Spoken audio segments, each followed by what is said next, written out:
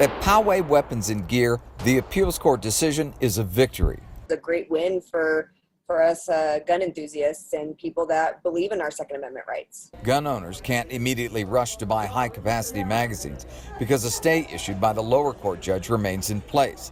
Sales and Marketing Director Danielle James says, despite California's prohibition, there is a great demand. We're just kind of waiting by and waiting for our lawyers to say, you can start selling or we got to keep it going for a while. 2 of the 3-judge panel agreed the state's ban on high-capacity magazines violates the U.S. Constitution's Second Amendment, the right to bear arms. The dissenting vote by the Chief Justice was that this doesn't infringe on the Second Amendment because people are still allowed to have guns. Ron Marcus heads up the San Diegans for Gun Violence Prevention. He says the rules run opposite the will of the people. In 2016, Prop 63, which included background checks as well as a ban on high-capacity magazines for firearms, passed with more than 60% of the vote. We are disappointed by that decision. We're worried. It makes us a little more fearful. If the question is, are we safer? The appeals court decision doesn't answer that. But advocates on both sides of this debate have their opinions. If it takes me, 15 rounds to be able to defend myself, then I should be able to have those 15 rounds. And I question the assertion that anyone would need that kind of firepower in a self-defense situation. That's the kind of thing that you need in a war. In Poway, Dave Summers, NBC 7.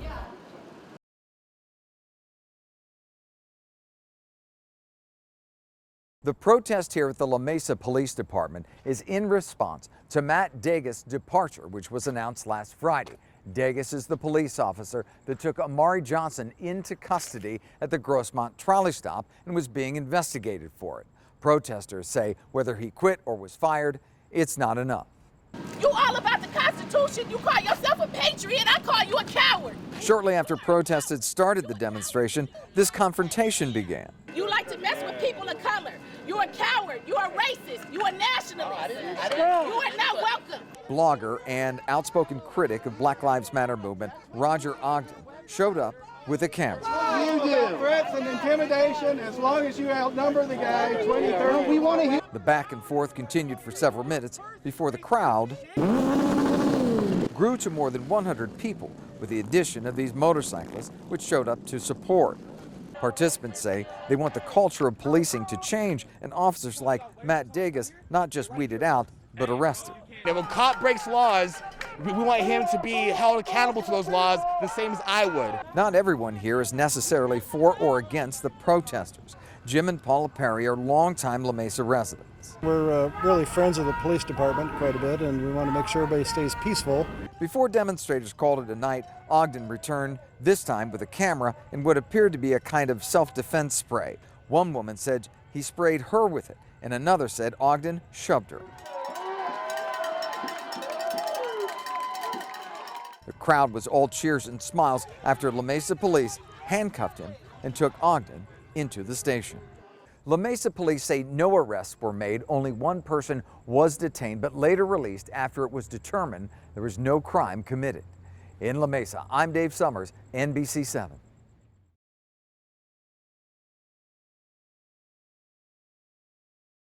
Prosecutors say one defendant said they had been taking part in this tax scheme since the 1980s, but the investigation didn't start until November of 2016. Then fast forward to October of 2018, that's when Rabbi Erik Goldstein found out that he was under investigation. That's because search warrants were served at his home, also right here at the Chabad of Poway, months before that deadly shooting happened right here. Rabbi Erik Goldstein was revered for his dedication after his hand was partially shot off, protecting members of Chabad of Poway during the April 2019 deadly shooting. I made a decision. No matter what happens to me, I'm going to save as many people as possible. Tuesday, a stunning fall from grace. Federal prosecutors say Goldstein pleaded guilty to running a long-time, multi-million-dollar money laundering scheme through the synagogue. Sadly, the facts of this case show a willful effort to deceive on the part of a trusted community leader. Rabbi Goldstein would take 10% of a donor's large contribution, then secretly give them 90% of the money back.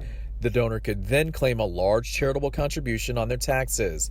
One way Rabbi Goldstein funneled $1 million of a donor's money back to them, these gold coins. Prosecutors say the scheme resulted in tax losses to the IRS of $1.5 million. Investigators say Goldstein pocketed more than $600,000 during the length of the crime. The Chabad of Poway issued a statement that reads in part, Rabbi Goldstein violated the law, contradicted what our synagogue stands for, and transgressed the very moral and ethical rules of the Torah he taught. I know it's going to be heartbreaking for them, but hopefully it doesn't cause them to lose their faith. Synagogue neighbor Becky Kovacs praying congregants keep their faith. We have to keep our eyes on what is right, not put everything into faith in a person. Rabbi Goldstein, scheduled to be sentenced in October, he faces a maximum of 5 years in prison, but likely won't serve any of that time because of his service to the community, also to the synagogue before and after the shooting, also because he cooperated in this case. In Poway, Omari Fleming, NBC7.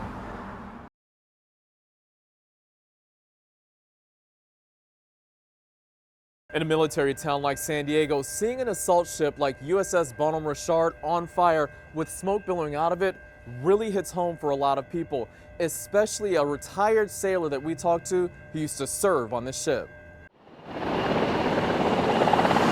As military helicopters shower USS Bonhomme Richard with more than 415 water drops trying to extinguish the flames. My son, he recognized that as one of my ships that I served on about 5 years ago. After watching on TV, retired sailor Ren Durant brought his son Jackson to see the amphibious assault ship he served on, wishing he could do more. I know I can't do anything to help anymore because I'm not in the Navy anymore, but you know, it's like losing a family member. It really is. 400 sailors are waging a firefight against the explosive fire, which at times burned at 1,000 degrees, according to a rear admiral.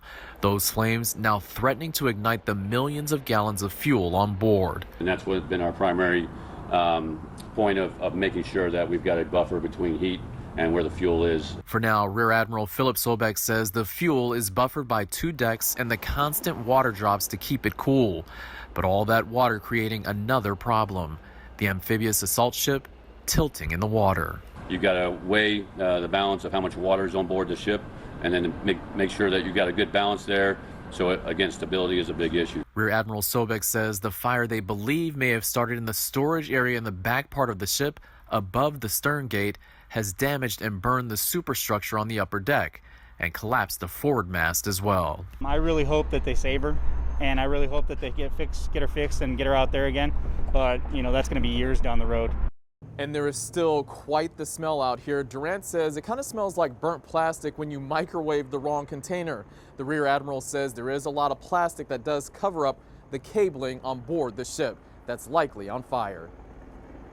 At Naval Base San Diego, Omari Fleming, NBC7.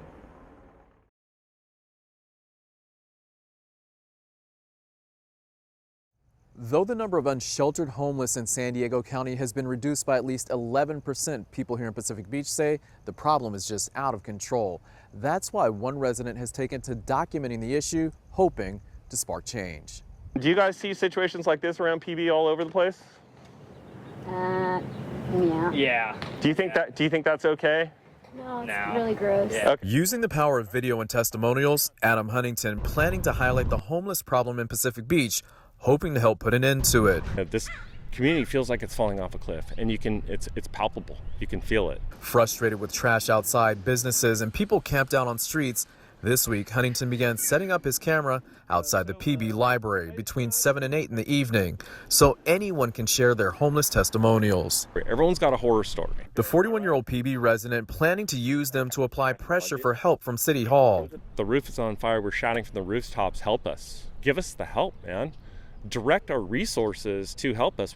We've been begging for help. District 2 Councilwoman Jennifer Campbell, who covers Pacific Beach, issued a statement noting she and the council just approved several items that will help provide homeless funding, noting it will help end veteran and youth homelessness, providing needed safe places for those without a roof over their heads, and providing a positive impact on all San Diegans, including Pacific Beach. If there are conversations being had at City Hall, that's fine.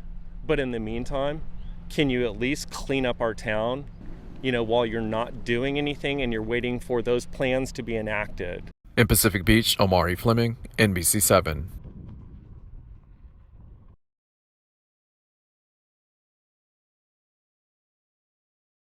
Despite the county's order, hundreds gathered here in Sunset Park to hold an impromptu graduation ceremony for Coronado High School's class of 2020. One by one, graduates' names were called out. Coronado High School was supposed to hold an in-person graduation Thursday evening with social distancing modifications, but the county sent a letter out Wednesday night ordering the schools to cease and desist from holding an in-person ceremony due to safety concerns. I feel like a lot of us came to terms that we weren't going to have a ceremony, but I feel like this was a very positive thing. We spoke with one parent who told us hundreds, including parents and students, worked to make an impromptu graduation happen instead. Maria Simon says she would have understood the county's decision if Coronado High School was one of the bigger school districts. This is what our community wanted, and our kids, like I said, they wanted to be together. And as for the graduates, they told us they felt safe, despite little social distancing and many choosing not to wear masks. Since we're so late to graduation, we figured maybe there was a little bit more of less risk. Mona Hacker told us she didn't want the graduates to miss out on a traditional milestone moment. It's a tricky situation. You got to look at risks and benefits. I think in this situation, this one celebration outdoors with the precautions that were taken is okay for these young kids. And we're still waiting for a response from the Coronado Police Department and the county about today's event. Reporting from Coronado, Claudette Stefanian, NBC7.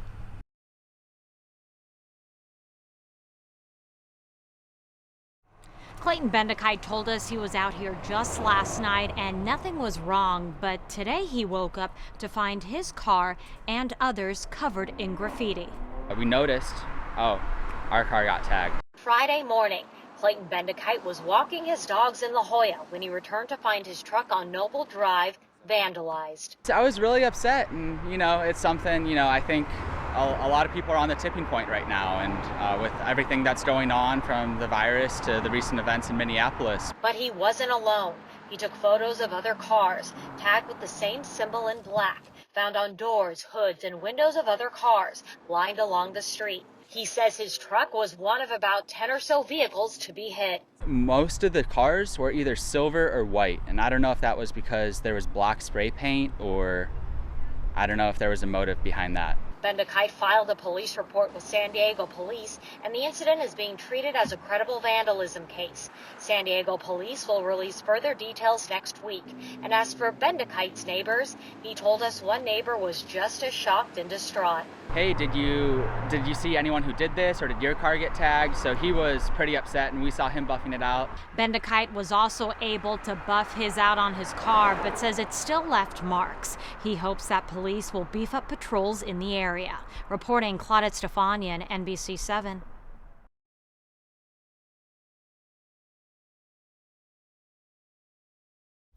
Today, Don Shelton celebrated turning 99, and as you can see behind me, he was surrounded by a whole lot of love. But from what his family tells me, COVID-19 had nothing to do with his birthday plans, and it was going to roll out just like this either way. This is a surprise. He doesn't know anything about it.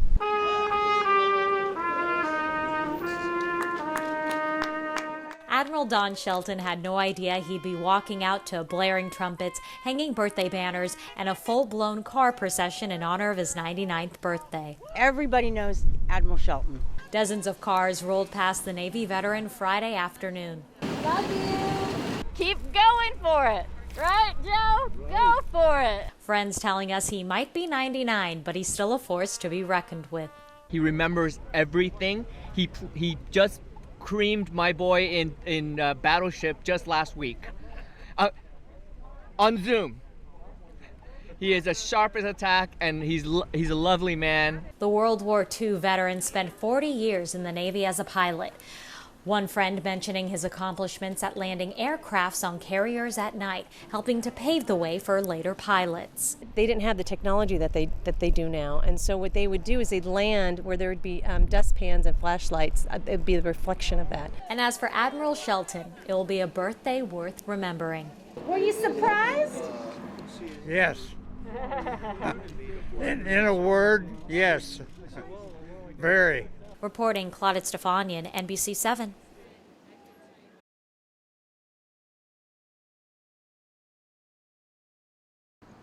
The marquee outside Hilltop Tabernacle Church openly announces a Tuesday night service in session, potentially violating the county's health order. There's a state order not to congregate. Why'd you decide to come tonight?